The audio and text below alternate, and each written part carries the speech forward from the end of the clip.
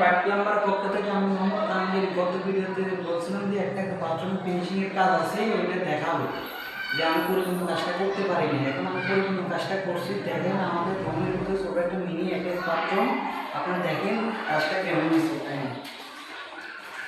আমাদের মিক্সার ওয়ারে ঠিক আছে না, আমাদের এখানে পানি পরিপূর্ণ আছে। এটা জন্মাল লাইন ঠিক আছে।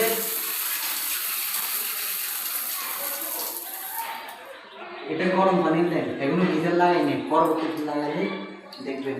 এটা আমার ফুড শাওয়ার, আমি কমিট ইউজ করার পরে এটি ইউজ করতে হবে।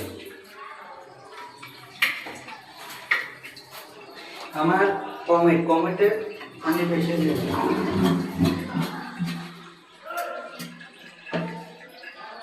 ঠিক আছে।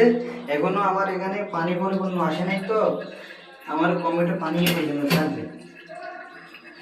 আমার টিউবওয়েলটা, আমার বাথরুমটা কেমন হয়েছে আপনারা কমেন্ট করে আমাকে বলবেন। আপনাদের একটা কমেন্ট